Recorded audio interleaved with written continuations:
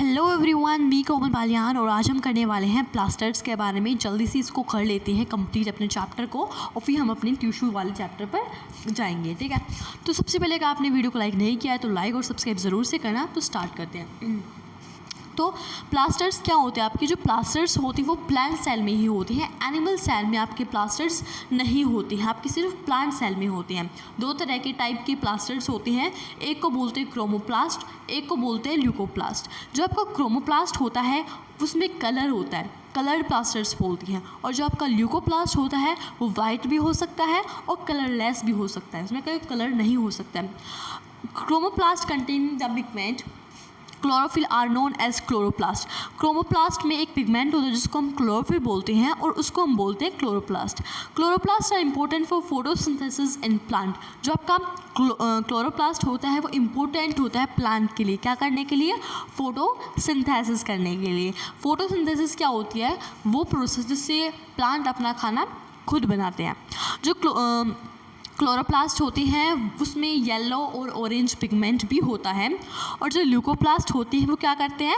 ये primarily organelles होती हैं और ल्यूकोप्लास्ट में स्टार्च, ऑयल, प्रोटीन ये स्टोर होते हैं। ल्यूकोप्लास्ट में पेपर में आ सकता है। The internal organisation of the chloroplast consist of numerous membrane layer embedded in a material called stoma. क्या होता है क्लोरोप्लास्ट के अंदर? उसके इंटरनल ऑर्गेनाइजेशन में क्या होता है? बहुत सारी मेम्ब्रेन लेयर्स होती हैं जो उन मटेरियल में होती है और उसको हम बोलते हैं स्टोमा। ठीक है, क्या मैंने बोला कि जो क्लोरोप्लास्ट के अंदर बहुत सारी न्यूमेरियस मेम्ब्रेन लेयर्स होती हैं जो उनमें होती है मटेरियल में, उनको हम बोलते हैं स्टोमा। ठीक है, जैसे माइटोकॉन्ड्रिया में क्या था? माइटोकॉन्ड्रिया में मतलब प्लास्टर्स का स्ट्रक्चर और माइटोकॉन्ड्रिया का स्ट्रक्चर बाहर से सेम होता है। इसमें लिख रखा है ना, these are similar to mitochondria in external structure. मतलब बाहर का जो स्ट्रक्चर होता है वो सेम होता है माइटोकॉन्ड्रिया की तरह। और माइटोकॉन्ड्रिया क्या करते हैं? खुद का डीएनए और खुद का राइबोसोम बनाते हैं। ऐसे ही प्लास्टर खुद का डीएनए और खुद का राइबोसोम बनाते हैं। वैक्यूल के बारे में बात करते हैं। जो वैक्यूल्स होती है वो स्टोर करते हैं और जो वैक्यूल होती है वो छोटे होते हैं एनिमल में और प्लांट सेल में आपके वैक्यूल बड़े होते हैं। और जो प्लांट सेल में क्या होते हैं? कुछ प्लांट सेल में जो मतलब जो स्पेस ऑक्यूपाई करता है 50-90% ऑफ द ये जो है वैक्यूल, मतलब इसमें क्या रखा है कि 50-90% ये स्पेस ऑक्यूपाई करता है प्लांट सेल में। और जो प्लांट सेल होता है वो वैक्यूल जो होता है ना, plant cell vacuoles are full of cell sap and provide, मतलब प्लांट सेल में जो वैक्यूल्स होती है वो उनको रिजिडिटी देते हैं सेल को और प्रोवाइड करते हैं टर्जिडिटी। ठीक है, many substances of importance in life of the plant cell are stored in vacuoles। बहुत सारे substances जो लाइफ के लिए इंपॉर्टेंट होती हैं वो प्लांट सेल में, मतलब प्लांट सेल में वैक्यूल्स में स्टोर होते हैं। ठीक है, और जैसे कि अमीनो एसिड हो गया, शुगर्स हो गया, वेरियस ऑर्गेनिक एसिड्स, हम प्रोटीन ये होते हैं। जैसे सिंगल सेल होता है अमीबा, तो क्या करता है वो अपने मतलब food vacuole containing the food items, मतलब फूड वैक्यूल के अंदर उसके फूड आइटम्स स्टोर होते हैं जो अमीबा लेता है। ठीक है, और जैसे क्या होता है यूनिसेलुलर जो ऑर्गेनिजम्स होते हैं, ये वैक्यूल्स बहुत इंपॉर्टेंट रोल प्ले करते हैं यूनिसेलुलर ऑर्गेनिजम्स में। ठीक है, क्या करने के लिए? वेस्ट को बाहर निकालने के लिए और बहुत सारी चीज़ों में हेल्प करते हैं। और क्या करते हैं? और इसमें हमें क्या रखा है कि जो सेल होता है वो मतलब हेल्प करता है रेस्पिरेशन में, ऑब्टेनिंग न्यूट्रिशन और साफ़ करने के लिए, क्लीनिंग ऑफ वेस्ट मटेरियल और नए नए प्रोटीन्स बनाने के लिए। और जो सेल होता है वो आपको फंडामेंटल और structure unit of living organism है और उसको हम basic functional unit of life पे बोलते हैं। बात करते हैं सेल डिवीजन के बारे में।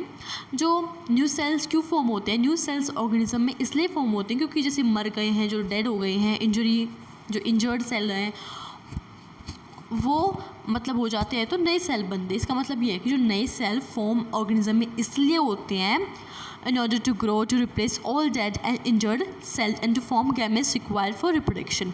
मतलब जो नए सेल्स इसलिए फॉर्म होते हैं, जैसे कि जो कुछ सेल मर गए हैं या फिर ग्रोथ के लिए नए सेल्स फॉर्म होते हैं और गैमेट बनाने के लिए रिप्रोडक्शन में नए सेल्स बनते हैं। रिप्रोडक्शन के लिए गैमेट्स ज़रूरी होते हैं तो नए सेल्स इसलिए बनते हैं।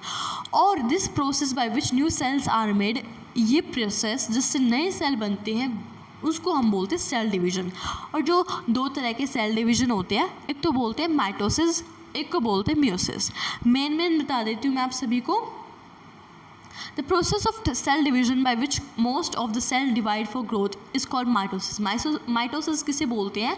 वो सेल जो ग्रोथ और रिपेयर ऑफ द बॉडी, मतलब ग्रोथ के लिए बनते हैं और मतलब कि बॉडी को रिपेयर करने के लिए, उनको बोलते हैं माइटोसिस। और म्यूसिस उनको बोलते हैं जो क्या बनाते हैं? गैमेट्स बनाते हैं रिप्रोडक्शन के लिए, ठीक है।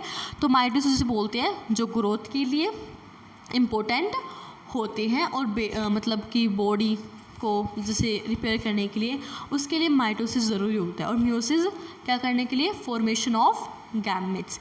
इस एग्जांपल से आपको समझ में आ जाएगा। जैसे माइटोसिस क्या होता है? जैसे 4 है तो 4 बट गए दोनों में। और म्यूसिस क्या होता है? 4 है, उनमें से 2 अलग हो गए, 2 में से 2 और अलग हो गए, इनको बोलते हैं म्यूसिस, ठीक है। तो इसमें बस यही बताया हुआ है, ठीक है। सो आई होप आप सभी को समझ में आ गया होगा। कहीं इसमें डाउट है माइटोसिस म्यूसिस में, अगर आपको मतलब इनको भी समझ में आए तो आप मुझे कमेंट सेक्शन में बता सकते हैं। मैंने आपको मेन बताया जो इम्पोर्टेंट है, ठीक है, मतलब डेफिनेशन बताई मैंने आपको। तो कहीं भी डाउट है आपको किसी भी टॉपिक में तो आप मुझे कमेंट में लिख सकते हैं। अगर आपको मेरी वीडियो अच्छी लगती है तो उसको लाइक और सब्सक्राइब ज़रूर से करना। मिलते हैं नेक्स्ट वीडियो में, तब तक के लिए bye bye and thank you so much.